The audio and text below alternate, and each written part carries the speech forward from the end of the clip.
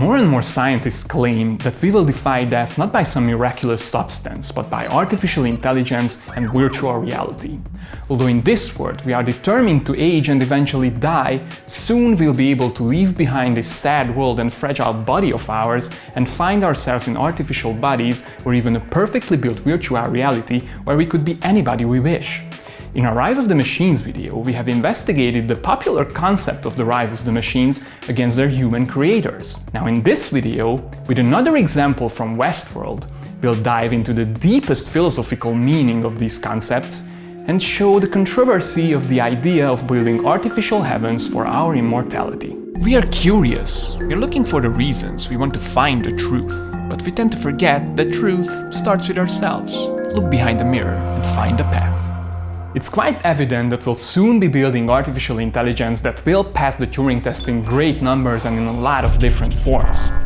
The real question is, which holds a mirror in front of us, what the consequences of this process will be regarding us and how this will change our everyday life. Perhaps the two most interesting forms of AI are, of course, the humanoid robot that perfectly looks and behaves like us, and an entire virtual reality full of AIs that could replace our natural world. The story of Westworld well illustrates these fascinating forms of AI. At the surface, Westworld is a brand new entertainment center like Disneyland, with Wild West costumes and humanoid robots that play the characters whom we can shoot if we so desire. However, the real plan for Westworld is to secretly algorithmize the human mind to be able to defy death by programming them into repairable, sturdy mechanical bodies, replacing our biological ones. Also, there's a secret virtual copy of Westworld where both humans and AIs can live without any biological or mechanical bodies. However, according to the story, James Delos' human mind cannot be implanted into an artificial host because an inevitable conflict will arise between the two that causes the system to collapse. Still, Robert Ford happily lives in the virtual copy of Westworld after he gets killed by Dolores in the real world. It's even sad that the former process cannot be done in contrast to the latter. Now, does that make any sense to you? Yeah, I didn't think so. Okay, let's start a philosophical game and suppose that the human mind can be perfectly algorithmized. It's fundamental for the story because if it's not possible, as it is with an AI per definition, then it would mean that the human intelligence is necessarily something more than an artificial intelligence. For example, some divine creation or revolutionary achievement, doesn't matter which for now. So the point is that this unalgorithmized essence of the human mind, if it exists, then cannot be part of any artificial host or virtual world. Consequently, the AIs are lacking any real source of intelligence and meaning, so in fact are not intelligent at all and would never be able to rise up against their human creators as it is depicted by the main story of the show. So the human mind must be fully algorithmized, otherwise the story couldn't work, and Robert Ford couldn't live in the virtual copy of Westworld. However, if the human mind can be fully algorithmized, so it fundamentally doesn't differ from an AI, then why the heck can the algorithmized copy of James Delos' mind live in an artificial body, as the also algorithmized Dolores lives in an artificial body and Robert Ford lives in a virtual reality?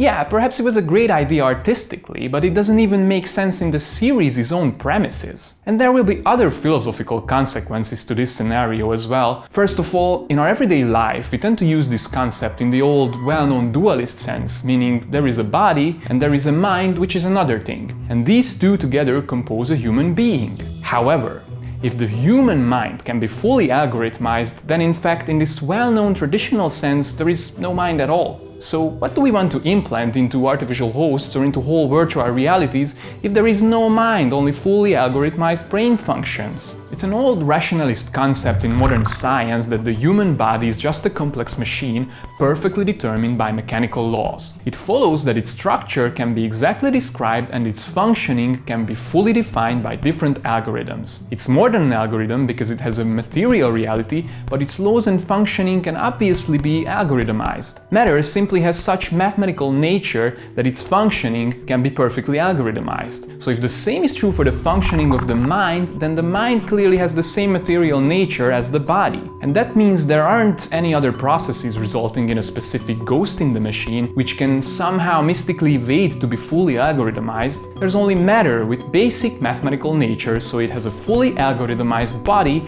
and fully algorithmized mind functions. However, it's important to see that in this case, this differentiation is just a practical or subjective approach due to our old customary distinction of body and mind according to the old philosophical tradition of dualism. In reality, there are only specific material complexes called Dolores or you, with different mechanical structures and functions which can all be fully algorithmized. So what do we want to save after all?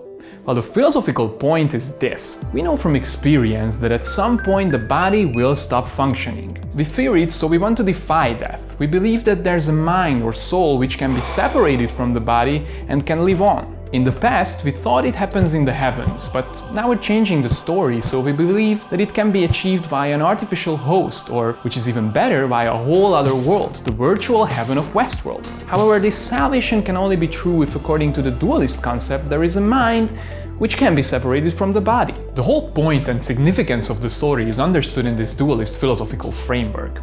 It's not a coincidence that Ford, the creator of Westworld, is always depicted as some kind of mystical, godly figure. However, the provided solution, the algorithmization and the mechanical implantation of the human mind into another body, is based on the negation of this starting point. It can only be executed if there is no mind at all, if there are only different material complexes, like, for example, James Delos or Dolores, whose mechanical structures and behavioral functions can be fully algorithmized.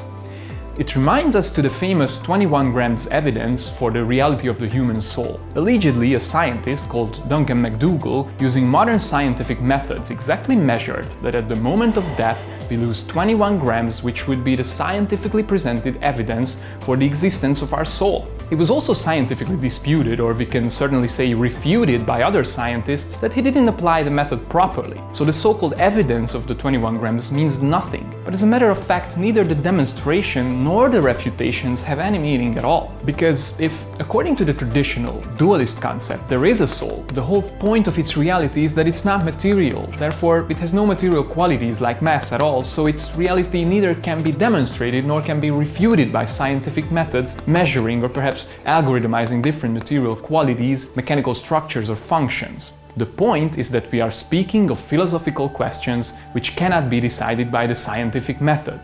So if the human mind can be fully algorithmized, there won't be two different things causing conflict when we try to implement James Delos's mind functions into a new mechanical host.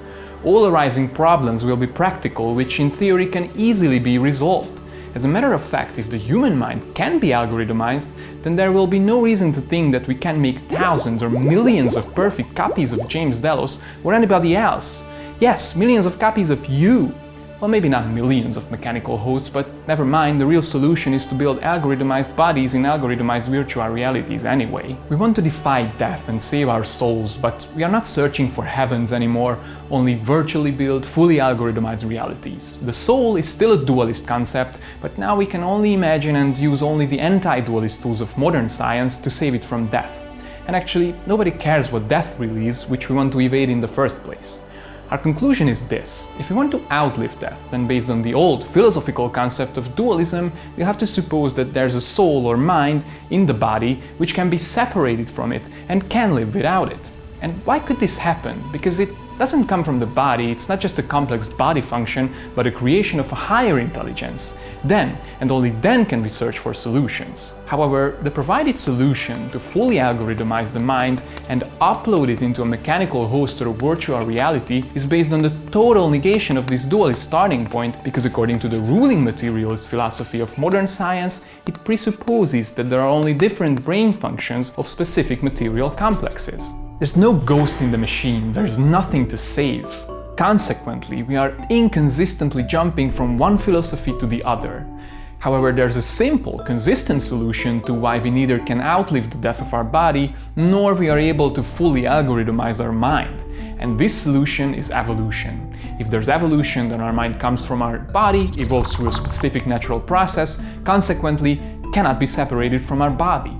Death is not a religious mystery, but the simple, natural consequence of sexuality. You can't defy it, not even with modern science.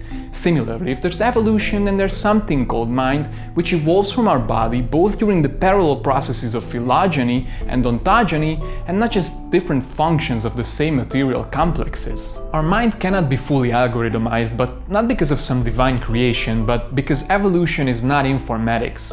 Natural biological processes and bodies full of feelings, commitments, and instincts are not the same as empty artificial mechanical hosts. Biology is not physics. In this video, we've seen that there's a deep philosophical controversy in the concept to build mechanical hosts or even whole virtual heavens to defy death. At first, according to the old dualist concept, we think that there is a mind which can be separated from the body to save it in another artificial one. But then, according to the materialist concept, we want to achieve this goal by fully algorithmizing a human being to be able to upload it into a mechanical host or a virtual safe haven. However, the second philosophical concept excludes the first one, claiming that there is no mind at all, just certain brain processes, which, if this concept is true, can be implemented not just in one mechanical host, but in fact even millions and millions of copies. Death, in reality, is the consequence of sex, and your naturally evolved mind cannot be separated from your biological body, neither by God nor by modern science. Next time, we'll investigate one of today's biggest misconceptions, the flat Earth theory. It's often believed that this popular delusion is deeply rooted in the so-called Dark Ages, but we'll see that universities at that time thought the Earth was round. Heck, even the ancient Greeks knew that. So how did this false theory came to life? If you liked it, please leave a like and subscribe, and remember, always look behind the mirror.